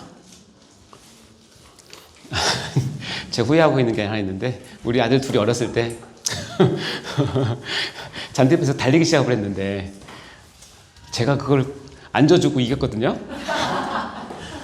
그때부터 두 아들이 저랑 달리기를 안 하려고 그래요. 제가 그때 너무 후회했어요. 아들 이겨먹어서 뭐 하려고. 여러분 이스라엘이죠? 하나님이 뭐 한 자예요? 여러분 져준 자예요. 근데 여러분 망나니 같은 아들은 자기가 진짜 아버지 이긴 줄 알아요. 그건 진짜 망나니예요. 그건 바보예요. 져주신 거란 거 꼭 기억하세요. 아멘? 그리고 나서 중요한 게 뭐냐면 이렇게 이름을 져주고 환도뼈를 치세요. 절개하세요. 그래서 하나님만 오직 붙들게 하세요. 그게 이스라엘의 정체성이에요. 여러분 아픔이 많죠? 어려움이 많죠? 속상한 게 많죠? 이스라엘이기 때문에 당하는 거라고 생각하시면 돼요. 그래도 감사한 거예요. 아멘? 그때 씨름했던 사람을 이 야곱이 얘기합니다. 하나님과 대면해서 먹었다고 얘기해요. 그리고 하나님과 대면했는데 내 생명이?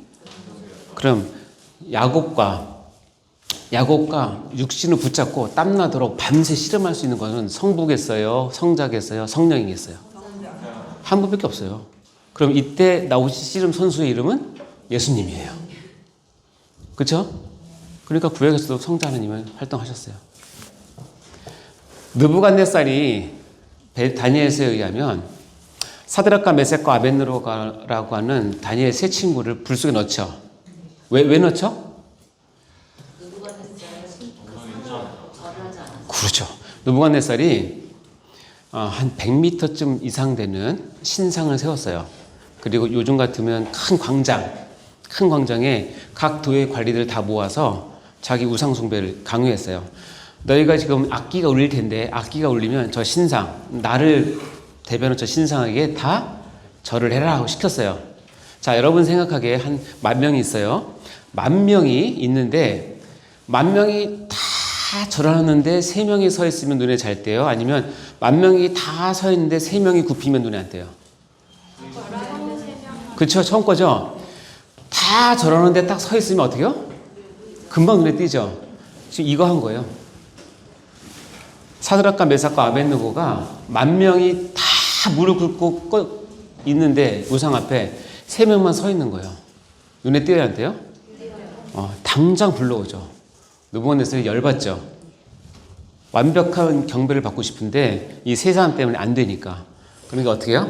얘기합니다. 그때 나왔던 이 세 명의 유명한 고백이 있죠. 그리 아니하실지라도 나의 하나님이 여기서 나를 안 구해주실지라도 나는 당신의 그 우상 앞에 절할 수 없습니다. 왜냐하면 나는 여호와를 섬기는 사람이니까. 얘기를 해요. 그러니까 느부갓네살이 분이 가득했어요. 열받죠. 그러니까 어떻게 해요? 풀무불을 7배나 더 뜨겁게 했어요. 그래서 이 세 사람을 꽁꽁 묶어가지고 이 풀무불에 던져넣기 갔을 때 이 세 사람을 끌고 간 사람은 불타 죽었어요. 얼마나 뜨거운지. 근데 세 사람이 들어갔어요. 결박된 채. 딱 들어갔는데 느부갓네살이 보고 있다가 깜짝 놀라 일어났어요. 야, 얘들아, 우리가 결박해서 불 가운데 던진 사람은 세 사람 아니냐? 그렇죠? 근데 내가 가만히 보니까 결박되지 아니한 4사람이 불 가운데 다니고 있어. 그리고 어떻게 해요? 상하지도 않고 있는데 4번째 그 사람의 모양은 뭐 같대요? 신의 아들과 같아. 신들의 아들과. 이제 느부갓네살은 이제 다신이니까 신들의 아들이라고 얘기한 거고 정확히 얘기하면 신의 아들이에요. 느부갓네살이 본 거는 신의 아들이에요. 누구였어요? 예수님이 이 3명의 친구들과 같이 서 있는 거예요. 하나도 불에 안 거슬리고. 따끈따끈한 사우나를 하고 계신 거죠.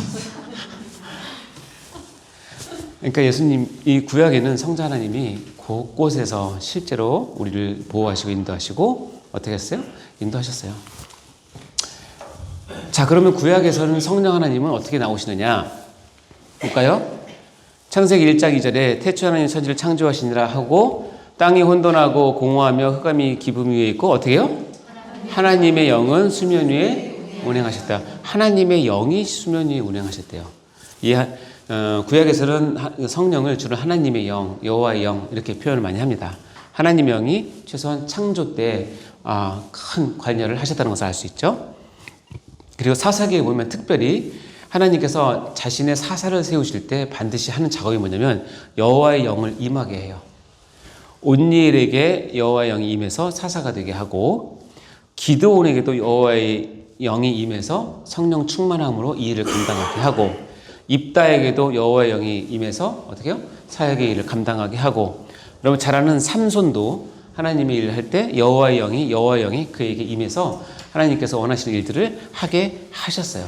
그래서 성령 하나님은 구약이나 신약도 마찬가지인데 하나님의 일을 하고자 하는 자들에게 첫 번째는 뭐냐면 성령님께서 임하셔야 돼요. 성령님께서.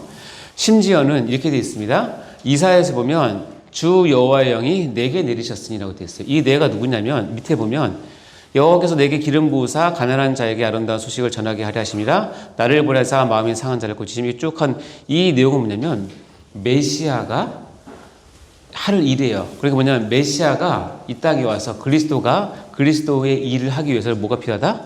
여호와의 영이 임해야 돼요. 하물며 여러분은 이 신약에서 교회의 첫 출발은 성령이 임하심으로 시작이 됐고 여러분이 교회에서 어떤 작은 일이라도 어떤 일이라도 또 중직도 여호와의 영이 임하지 않는 가운데 일을 하시면 안 돼요. 날마다 뭐예요? 여호와의 영, 성령이 나에게 임하게 해달라고 충만하게 해달라고 기도하셔야 됩니다. 근데 차이점이 있어요. 구약의 여호와의 영과 신약의 성령의 차이점. 구약은 하나님께서 그 사역을 시키실 때 임하세요. 그리고 사역이 끝나면 떠나세요. 또는 그 사사가 일을 하다가 하나님 배반하거나 범죄를 저지르면 하나님께서 여호와의 영이 떠나세요. 근데 신약은요, 한 번 오신 하나님의 영은 안 떠나신다고 약속하셨어요. 아멘. 그게 좋으신 분 계십니까? 그 하나님께서 스토커 당하는 기분입니까?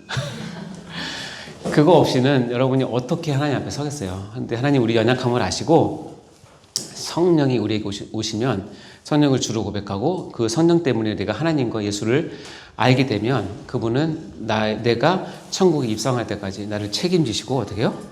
이끌고 가세요. 그래서 성령님이 하나님께서 나를 구원하시는 보증이라고 얘기했죠. 기억나십니까? 설교 시간에 들었던 거.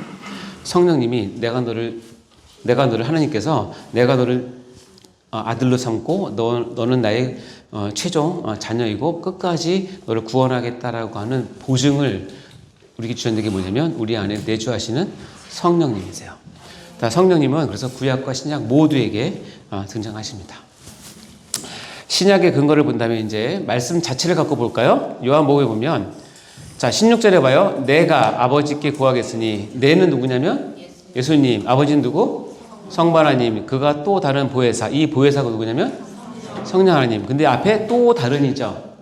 그러니까 원래 보혜사는 누구냐면 예수님이세요. 하나님과 우리 사이에 연결시켜주는 보혜사는 원래 예수님인데 내가 이제 누구를 보내냐면 또 다른 나 말고 이 보혜사 역할을 할 사람을 보낸다는 거예요. 그게 바로 성령님이세요. 그래서 26절에 읽어볼까요? 시작. 보혜사 곧 아버지께서 내 이름으로 보내실 성령 그가 너에게 모든 것을 가르치고 내가 너에게 말한 모든 것을 생각나게 하리라. 그래서 이 보혜사는 곧 성령님이세요. 아버지께서 예수님의 이름으로 보내시는 거예요. 성령님은. 아멘? 그리고 이 성령님이 오셨을 때 우리에게 해주는 가장 첫 번째 임무, 사역? 뭐라고 표현해야 되나? 성령님이 우리에게 오셨을 때 나에게 해주고 싶은 가장 첫 번째가 뭔지 아세요? 방언 받는 게 아니에요. 이빨이 금으로 변하는 게 아니에요. 미래를 예측하고 막 신비한 거 보고 천국 보고 지옥 보고 이거 아니고 여기 보면 어떻게 되면 그가 너희에게 모든 것을 뭐한다? 가르치고 예수님이 너에게 말한 모든 것을 뭐가 하게 된다? 생각나게 해주는 거예요. 우리가 오늘 삼위일체를 공부하기 전에 15초 동안 성령님 도와달라고 기도했죠. 이 말씀에 근거해서 그래요. 성령님이 이 시간에 이 삼위일체를 못 깨닫게 하시면 여러분 지금 계속 머리에서 그 컴퓨터 돌듯이 이렇게 도는 거 있죠? 뭔 얘기인지 당최 모르겠네 하고 끝나요.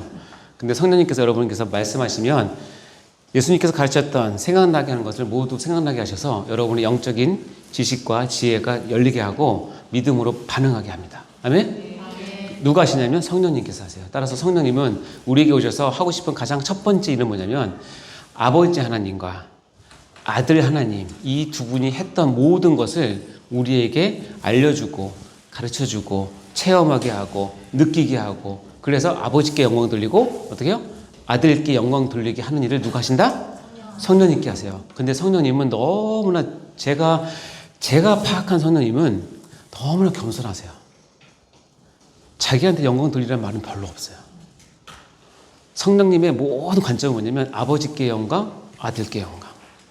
아버지를 고백하고 예수를 주로 고백하는 일에 성령님은 모든 초점을 맞추세요. 그게 성령님이 하시는 일이에요. 저는 성령님을 샤이한 하나님이라고 불러요.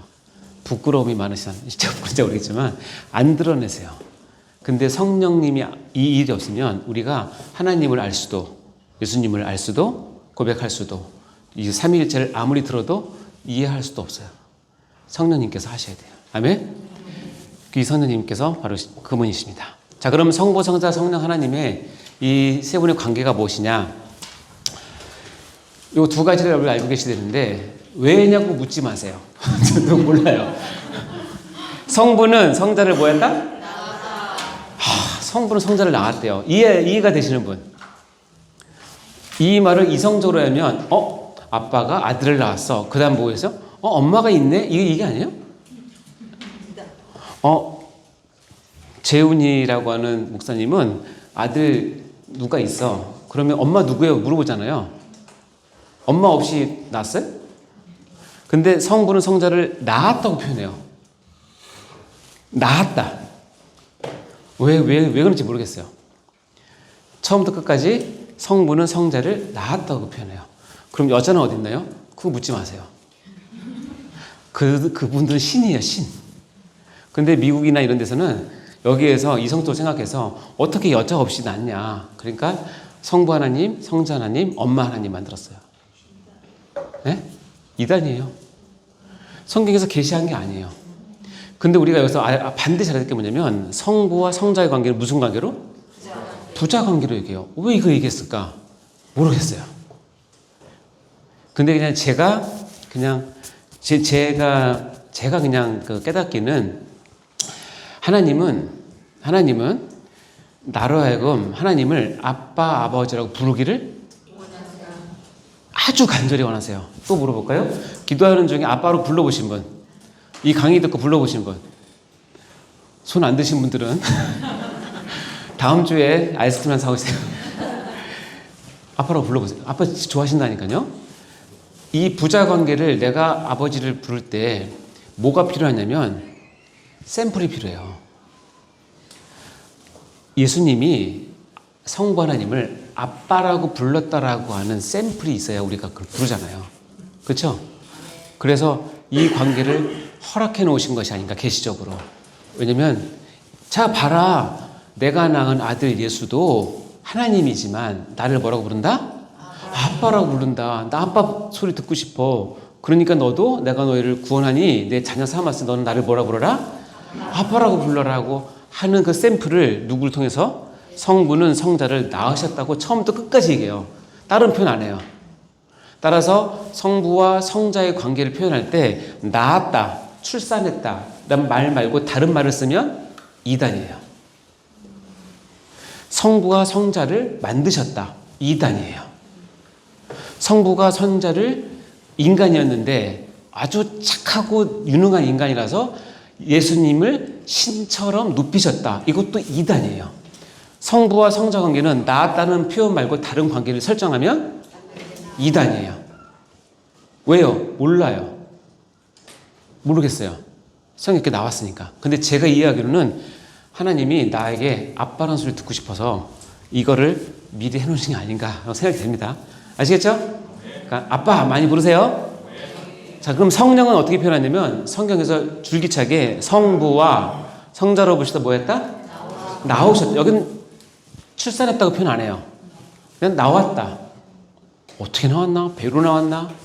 모르겠어요. 그냥 나왔다. 이걸 출래라고 얘기해요. 어려운 말로 출래. 그냥 나오셨어요. 언제? 몰라요. 영원 전부터 그러셨는데. 이 관계를 우리는 반드시 하시고, 이 관계 외에 세 분의 관계를 규정하는 모든 것은 이단이라고 생각하시면 돼요. 이단이 다 여기서 출발합니다.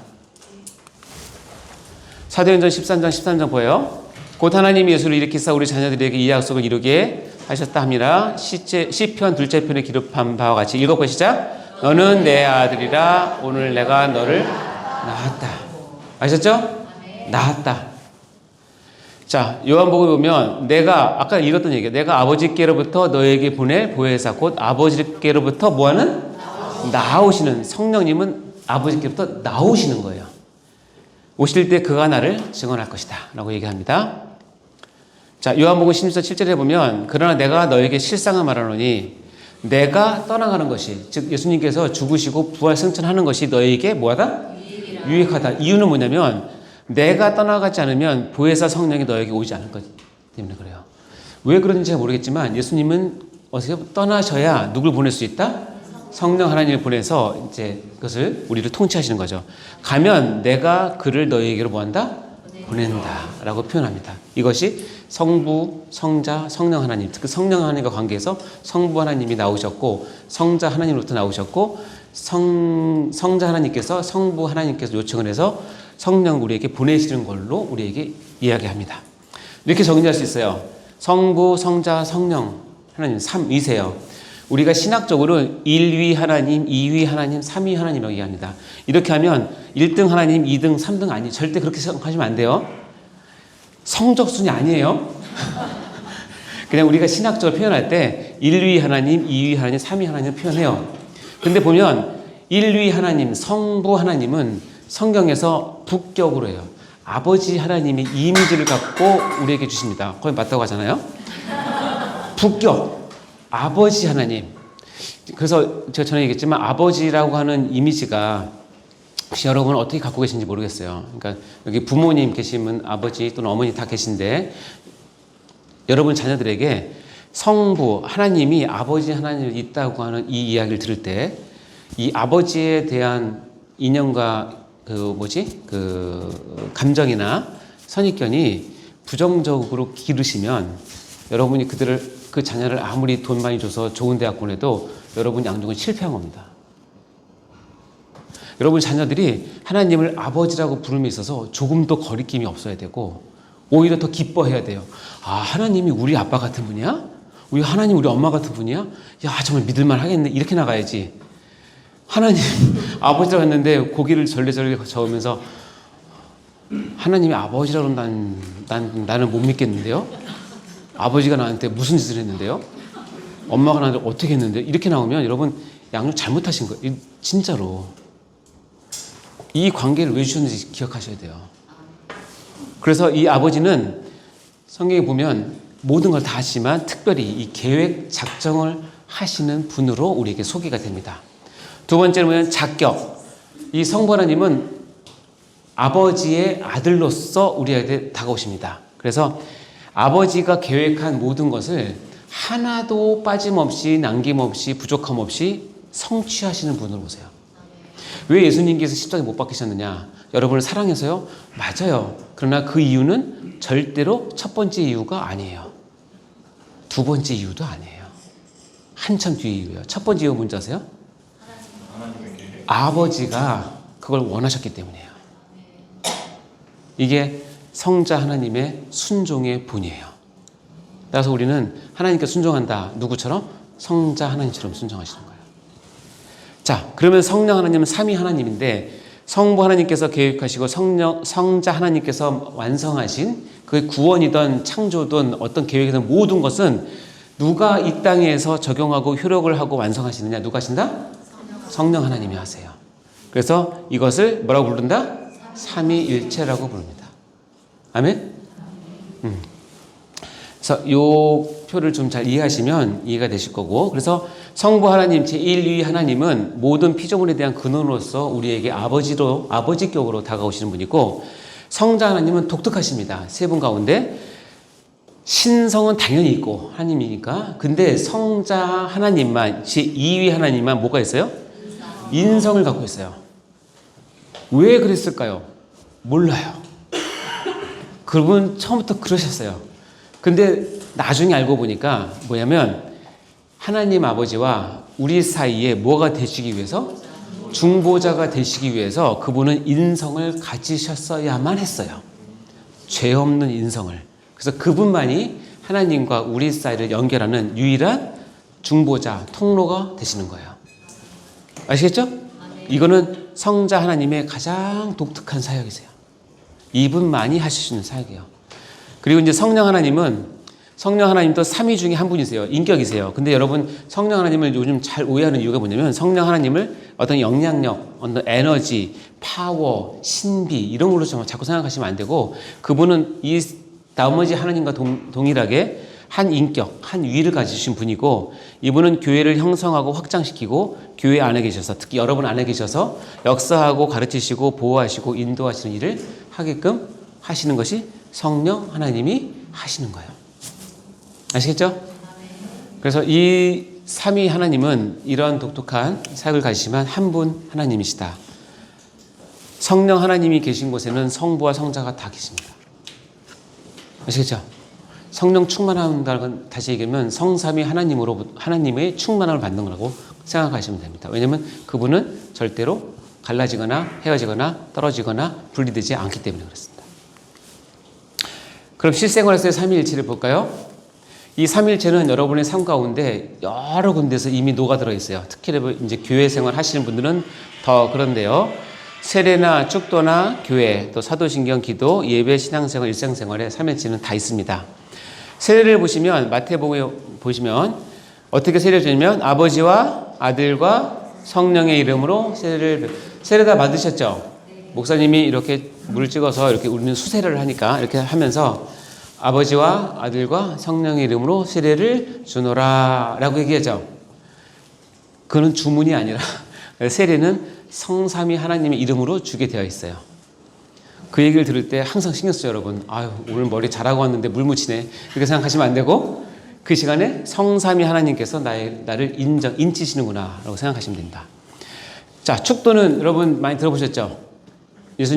목사님이 이제 마지막 예배 마칠 때 축도해 주실 때, 여긴 독특하게 예수님이 먼저 나와요. 주 예수 그리스도의 은혜와 하나님의 사랑과 성령의 교통하심이 너희 우리 함께 있지어다 하면서 요 사이에 이제 오늘 설교를 듣고 그렇게 살기로 결심한 뭐 이렇게 이제 들어가긴 하지만 성자, 성부, 성령의 순서로 이렇게 합니다.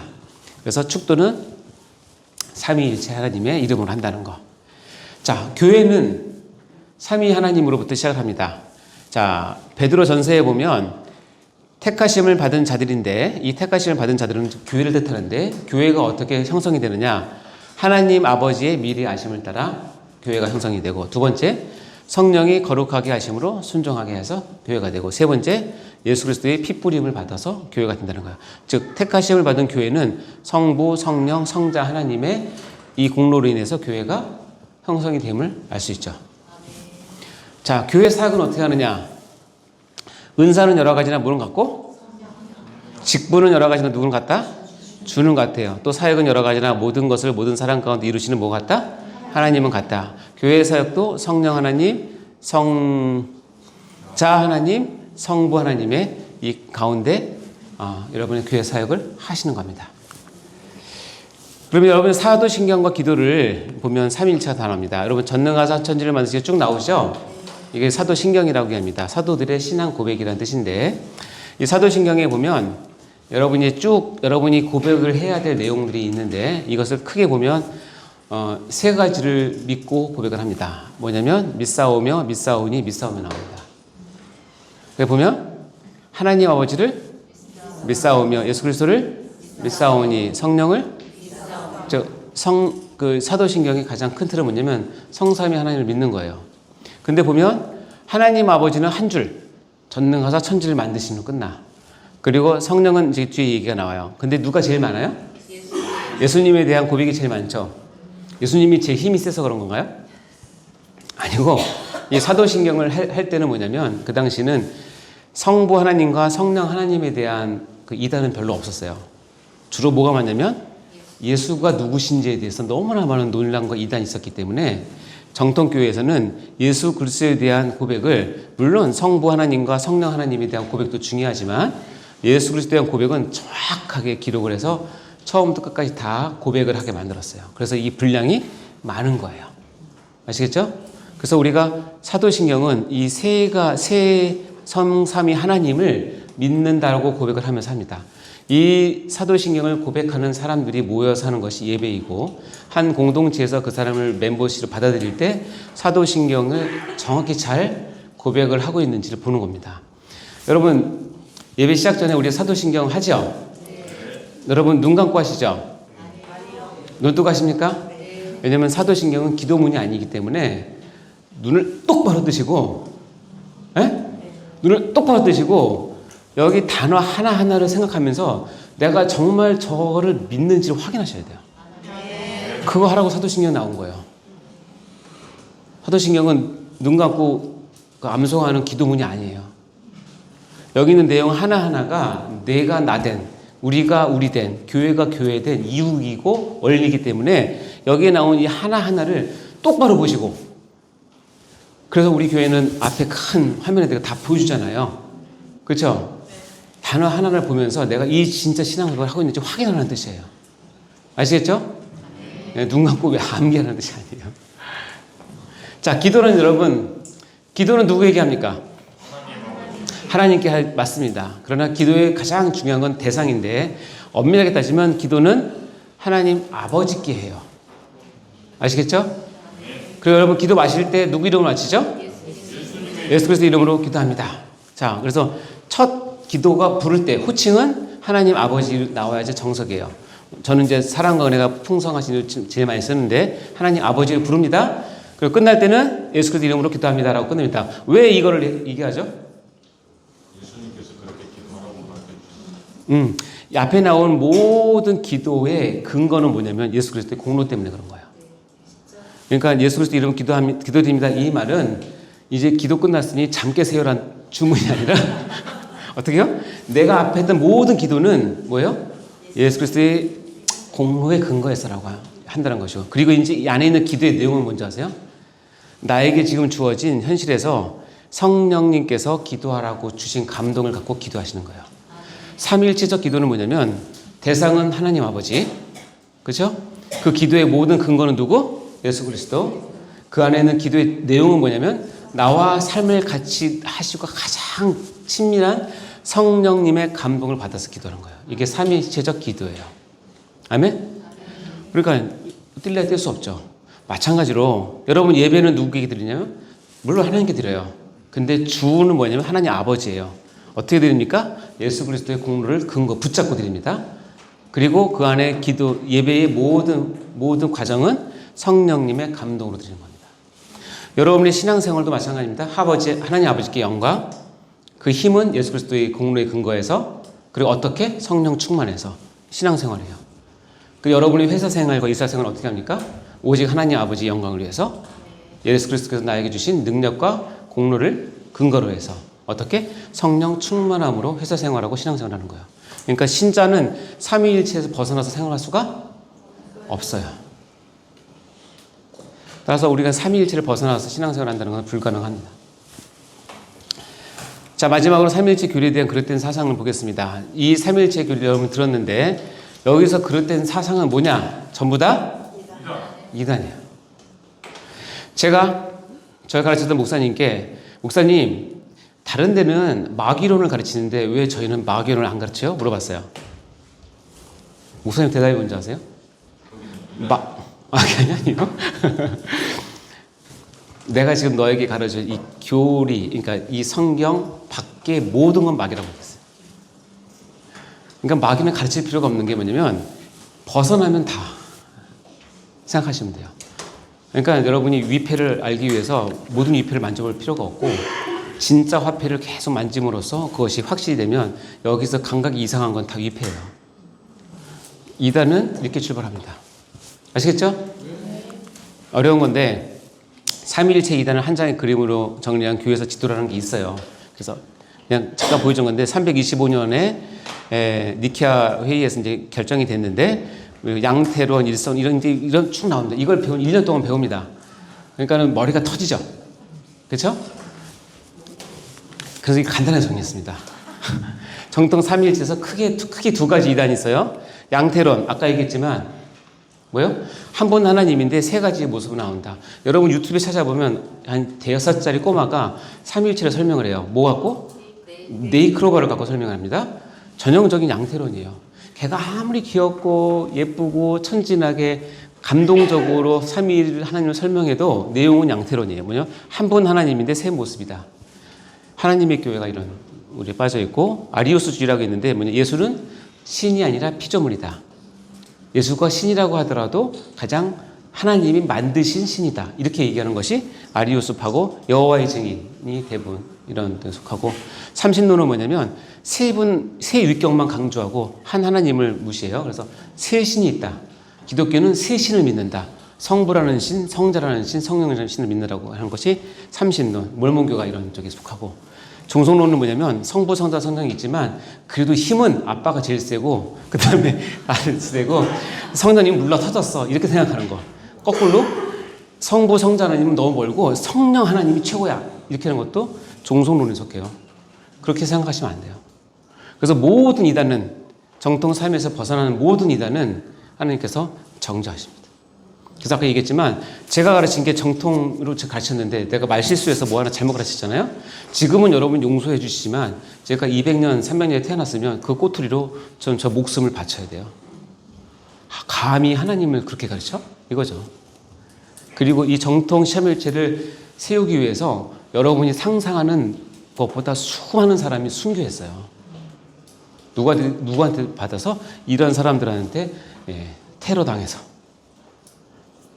우리가 지금 정통 삼위일체를 가지고 있다는 이 진리는 하나님 우리를 너무 사랑하시는 거예요. 저는 너무 감사하게 성경이 우리에게 손에 주어졌다는 것이 너무나 큰 감사고, 성경 가운데 삼위일체를 우리 신앙의 선배들이 성경에 가장 근접하게 삼위일체를 정리를 해서 우리에게 신학으로 남겨준 것은 또 하나의 큰 우리의 축복이라고 생각합니다. 이분이 참 우리 하나님, 한 분 하나님 세위격이죠. 자, 마무리하도록 하겠습니다. 1번 시작. 삼위일체에 대한 올바른 성경적, 교리적, 신앙적 표현은 한 실체이신 하나님께서 세위격으로 계신다고 고백할 수 있으며, 이를 한마디로 하면 한 실체 세위격이라고 할 수 있다. 아멘. 아시겠죠? 한 실체 세위격. 2번 시작. 삼위일체 하나님을 알면 수준 높은 신앙을 가질 수 있다. 그리고 삼위일체는 우리의 실생활이다.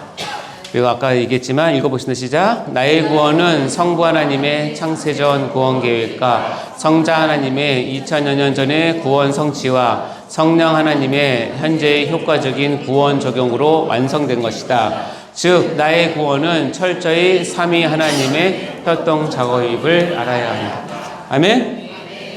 제가 좋아하는 찬양이 있는데요. 모든 영광을 하나님께라는 3절까지 있어요. 이 3절이 보면 이 1절은 성부 하나님을 찬양하고 2절은 예수님을 찬양, 마지막 3절은 성령님을 찬양하는데, 그래서 이 세 개의 절이 아우러져서 우리 하나님을 정말 깊이 생각해보고 알 수 있는 찬양인 것 같아요. 알 수 있는 분은 아시겠지만 우리 이 시간 다른 건 다 빼고요, 우리 하나님을 깊이 생각하시면서 찬양합시다. 손을 가슴에 얹으시고 필요하신 분은 손을 드셔도 됩니다. 모든 영광을 하나님께, 모든 영광을 하나님께,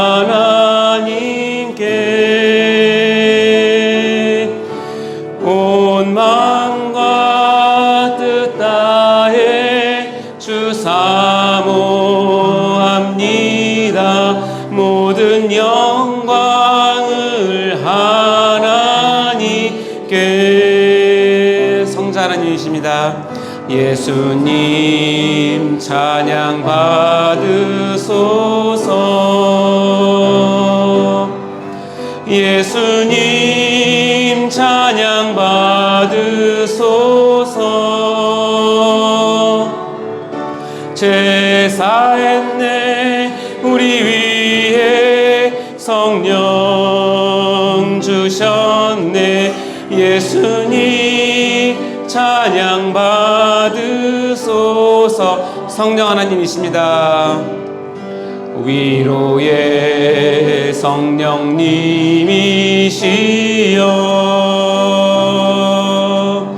위로의 성령님이시여,